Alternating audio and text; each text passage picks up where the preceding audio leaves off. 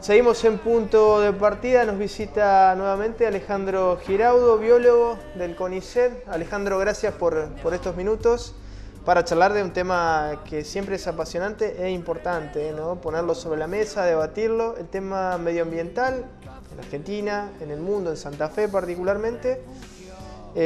Cómo debemos concientizarnos, qué es lo que está pasando a nivel ambiental.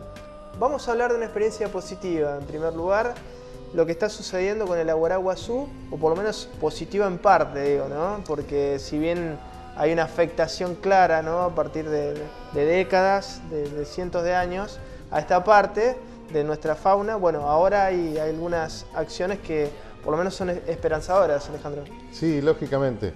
Mira, el caso de las especies amenazadas, las especies amenazadas en realidad son un síntoma de las grandes modificaciones ambientales que estamos provocando los humanos. Esas especies responden mal porque tienen poblaciones pequeñas, porque son animales grandes, porque son muy perseguidos, porque necesitan mucho hábitat para vivir y como vos sabés, los humanos estamos usando casi sin límites casi todos los recursos posibles de una manera extractivista y estamos poniendo en tela de juicio no solo animales como estos que son el síntoma, sino también los servicios ambientales y los servicios ecológicos y ecosistémicos. Por ejemplo, agua de buena calidad para las poblaciones humanas, un clima, digamos, que sea estable. Y en el Aguaraguazú lo que sí vemos es que la sociedad se ha movilizado por esta especie amenazada y el año pasado, después de un animal que se había capturado aquí en Santa Fe, hubo una gran cantidad de debate que en general lo que ocurrió fue que se lo querían llevar a un zoológico que era la Granja Esmeralda. Sí, sí. Y en realidad ese animal tenía que ser liberado por la ley provincial de monumentos naturales, monumento natural, y un animal silvestre hay que tratar de liberarlo en un lugar adecuado inmediatamente, más cuando se trata de una especie importante como esta. En esos momentos no se hizo con la premura que se requería, se demoró un mes, pero ya hace poquito tiempo se capturó otro aguaraguazú en el sitio Ramsar Jaucanigas y ya habiendo tenido ese debate en la sociedad, inmediatamente la Secretaría de Ambiente, los Pumas y la sociedad en su conjunto liberó al animal donde se había capturado como debía ser para que siguiera su vida y siguiera aportando a través de su reproducción a las generaciones venideras. Estamos hablando de un ejemplar, pero ¿cuán importante es esto, Alejandro, no? Sí, el aguaraguazú es una especie que está mejorando posiblemente su situación y eso tiene que ver con que es un animal de humedales y justamente parece ser que el cambio climático lo ha favorecido en algunos aspectos. Por otro lado, también puede ser que la misma destrucción del hábitat lo esté confinando a que se acerque cada vez más a ciudades.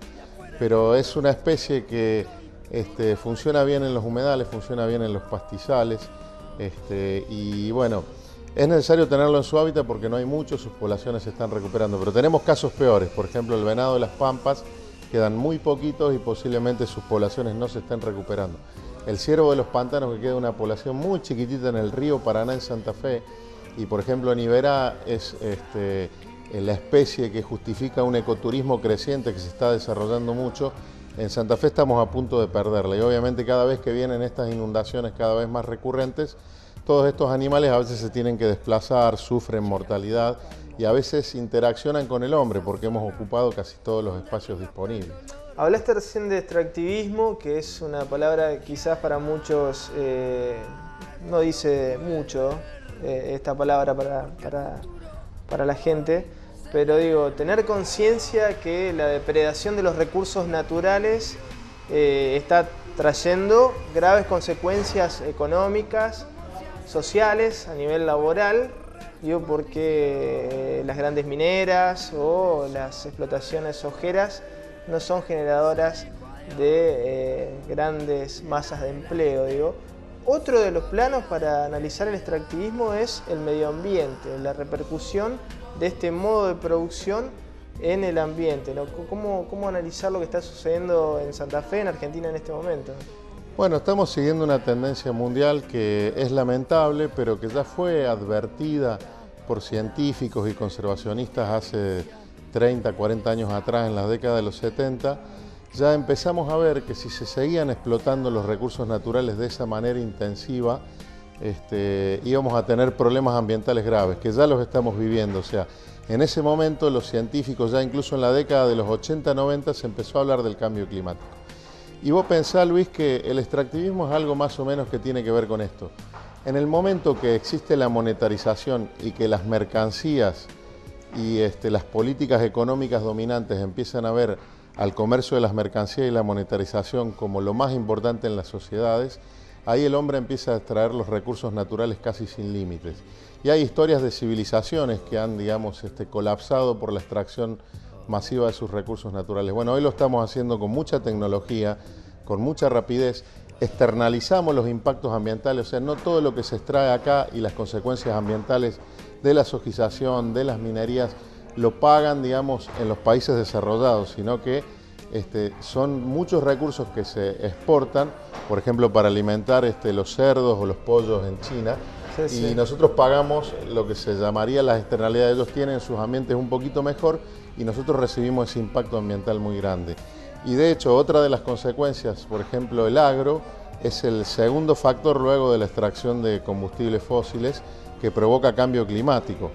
Y bueno, desaparecen los bosques, desaparece la biodiversidad asociada, desaparecen esos servicios ecosistémicos esenciales como es regulación del clima, regulación de las inundaciones, provisión de agua potable, y se ven afectados, ¿no? Entonces, ¿qué es lo que está pasando? Estamos recibiendo todos esos impactos, las poblaciones, las sociedades y los sistemas políticos. Y ahí es donde hemos podido comprender que naturaleza, sociedad, economía y política no son cuestiones para tratar separadamente, se tienen que tratar todas juntas, tiene que haber un equilibrio entre las decisiones, y de hecho los colapsos de los recursos naturales o problemas ambientales graves como fueron las inundaciones de Santa Fe en el 2003 o lo que está ocurriendo aquí a nivel hídrico en este momento en la provincia, pueden poner en jaque los sistemas sociopolíticos y los sistemas económicos también, y eso está ocurriendo. Esa es la razón por la cual la ciencia tiene mucho para aportar, porque la ciencia, que generalmente la ciencia básica no está considerada dentro de los factores de poder como la tecnología, está advirtiendo de esto y tiene muchas soluciones para dar. Pero también estamos viviendo tiempos muy raros, porque por ejemplo hace poco hubo una marcha de científicos en Estados Unidos que reclamaban que hubiera políticas científicas, políticas económicas y sociales que se basaran en conocimiento científico. Eso quiere decir que ellos están diciendo, bueno, Estados Unidos ahora boicoteó el protocolo de cambio climático, pero los científicos de Estados Unidos están diciendo, no, no podemos boicotearlo porque eso es grave para todo el mundo. Y están pidiendo, como ocurría antes, que se escuche, digamos, a quienes hacen ciencia en este sentido, una ciencia humanista y secular, porque verdaderamente va a ser la única forma de afrontar estos problemas graves. Sí, sí, un debate que se está dando mundialmente, recién lo charlábamos fuera de cámaras, Alejandro, la posición de China, la posición de Europa, particularmente de Alemania con Merkel, ¿no? Son posiciones que distantes a, por ejemplo, la postura de Donald Trump. Sí, sin dudas. Por ejemplo, Europa tiene un capitalismo más moderado, con algún tinte de socialismo también, porque siguen siendo importantes los partidos socialistas dentro de Europa.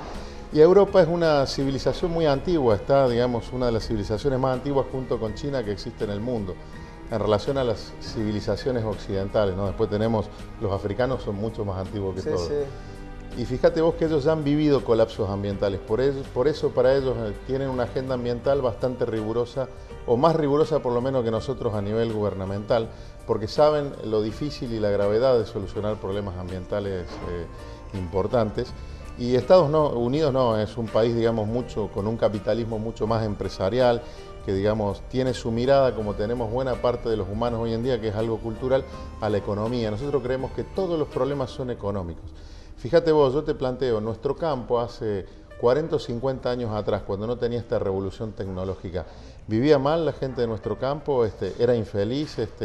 ¿Vivían más o menos familias dependiendo del campo? Seguramente vivían muchos más, eran mucho más rentables esas cosas, y parte de la educación y la clase media argentina se ha recibido a través del trabajo del campo. O sea, se puede trabajar el campo menos intensivamente sin bajar la calidad de vida. De hecho, no sé si actualmente, por ejemplo, los holding de sembradores tienen mejor a la gente viviendo en el campo que lo que eran esas familias que eran propietarias de determinadas ese modelo expulsa a la gente del campo, ¿no? La tecnología, claro, a mayor tecnología, menos demanda de operarios, y eso hace que el campo sea un desierto verde prácticamente. Claro, y es ahí donde vemos que desarrollo económico a través del extractivismo no es equivalente a calidad de vida ni a mejoramiento de las condiciones sociales en un país, digamos. Eso es un error bastante grave que no es desconocido, es conocido. Lo que pasa es que hoy en día priman esos objetivos económicos de, obviamente, mega empresas o mega emprendimientos o inversores muy grandes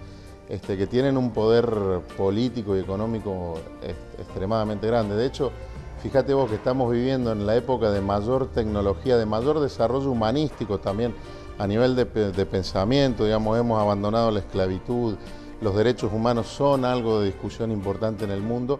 Sin embargo, también estamos en el momento en donde hay una pequeña proporción de la humanidad que son extremadamente ricos y que pueden prácticamente hacer lo que quieran, no van a poder gastar ese dinero durante su vida o tal vez en varias generaciones, y tenemos una gran proporción de la humanidad que tal vez está en la pobreza más que en ningún otro momento. Eso quiere decir que estamos estructurando mal las sociedades, y yo creo que no hay ideologías que puedan responder a los problemas ambientales, porque tanto el capitalismo como los distintos tipos de socialismo o el comunismo se generaron ideológicamente sin estos problemas.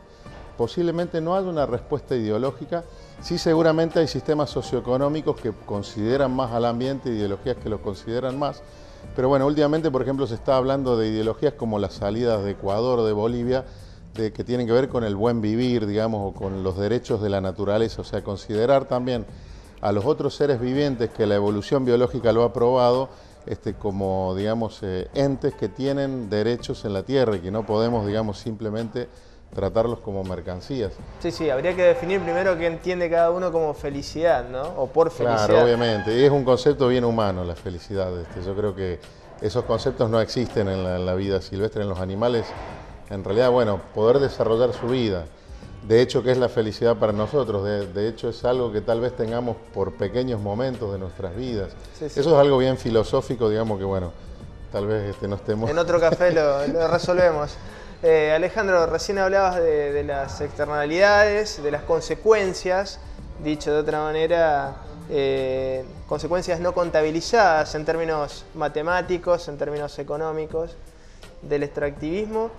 Pero hoy lo que está sucediendo con las inundaciones en Santa Fe, en la Pampa húmeda, con con el crecimiento de las napas freáticas, son datos irrefutables vertidos por los propios técnicos, por ejemplo, del INTA, ¿no? Sí, sin dudas, eso es irrefutable, y eso es de lo que yo hablaba hoy. No vamos a poder escapar de los problemas ambientales, o sea, porque somos un elemento de la naturaleza, los humanos, lo seguimos siendo y lo vamos a seguir siendo. Y lo que tenemos que hacer, bueno, sin duda es, por ejemplo, trabajar en que la gente no deforeste más. Habrá una ley para volver a plantar árboles, que es interesante porque se van a plantar árboles en lugares donde se deforestaron. De todos modos, no podemos seguir destruyendo la naturaleza al ritmo que la estamos destruyendo. De hecho, por ejemplo, se están proyectando represas enormes, ¿no?, que en todo el mundo se están abandonando, y aquí las estamos proyectando por el problema energético, pero también el gasto de energía per cápita no puede crecer indefinidamente. O sea, antes también se gastaba menos energía y no había peor calidad de vida. Sí, sí. O sea, la energía no es algo ilimitado, está calentando el planeta, y hay un punto donde tenemos que decir, bueno, los humanos somos capaces de vivir con mucho menos energía y bien también. Hay un problema, digamos, de que tenemos que tener límites como en todo, y esos límites no los estamos encontrando, y la naturaleza nos está poniendo ciertos límites que no son agradables. Y además hay mucha desorganización, porque con el problema hídrico de Santa Fe, además de los grandes desmontes que perdimos 5 millones de hectáreas, que ocurren aquí, en Córdoba, en Santiago del Estero, en Salta, en toda la cuenca. La cuenca del Paraná se ha deforestado en más de un 90%, y Santa Fe tiene un 5% de sus bosques originales.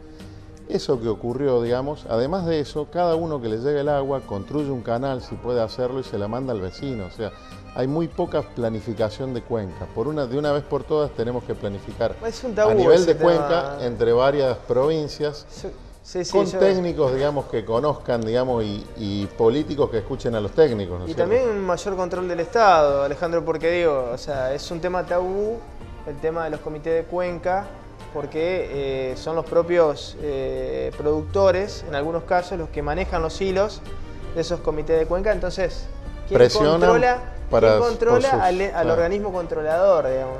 Claro, exactamente. Y fíjate vos que esto lo vio un biólogo inglés en la década del 60 que publicó un trabajo en Science que se llama La tragedia de los comunes, la tragedia de los recursos comunes.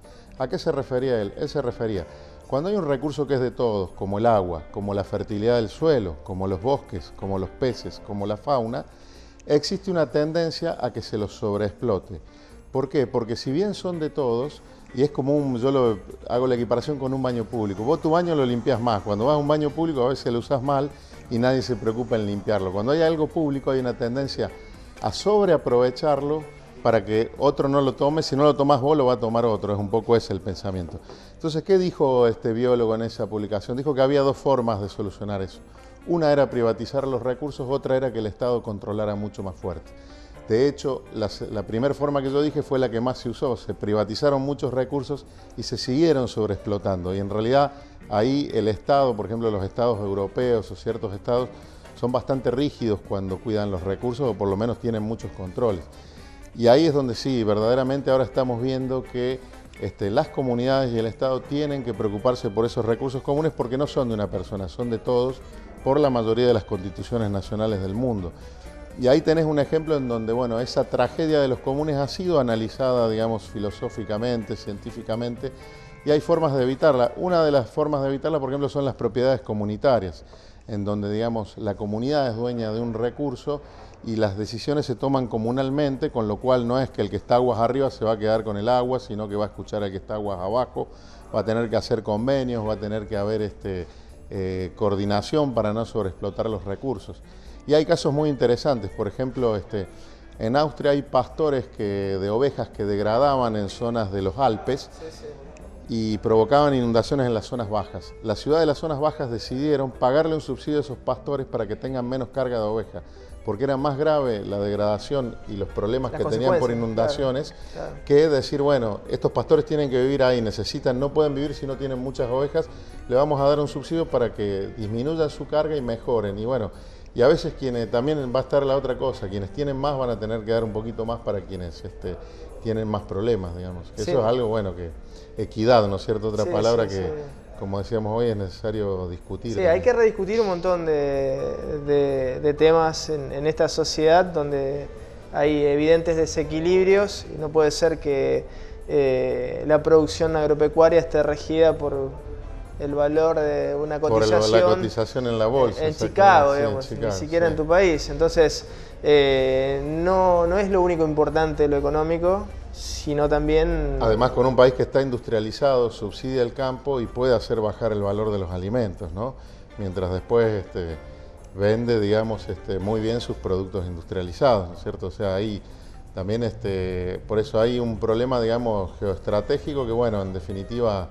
Habrá se está discutiendo mundialmente y la verdad es que los mayores especialistas de cambio climático en el mundo están deprimidos por lo que ha hecho Donald Trump y la verdad que yo creo que la sociedad más informada de Estados Unidos va a reaccionar y está reaccionando contra eso y es bastante grave que en este momento los mayores emisores de dióxido de carbono que son Estados Unidos y China, China lo ha superado, pero Estados Unidos es el que más ha emitido históricamente porque China tiene pocos años de desarrollo. Junto con Europa, que es el tercer emisor, ellos tres tienen que verdaderamente dejar de emitir y tienen que tener energías más limpias, dejar de consumir combustibles fósiles. De hecho, ya estaría la posibilidad, por ejemplo, de reemplazar los autos a combustión. El problema sigue siendo el poder de las petroleras y de todas estas grandes empresas. Las automotrices. Las automotrices, digamos, que quieren seguir vendiendo con esas energías. De hecho, esas tecnologías ya están desarrolladas. Pero no se imponen simplemente porque, bueno, hay una inercia del mundo de los negocios y económicas que está retrasando todo eso. Lo que pasa es que, bueno, ya estamos en situaciones bastante graves, ¿no? Alejandro, gracias por estos minutos. Gracias, Luis. Muy amable. Un gusto como siempre. Seguimos en Punto de Partida.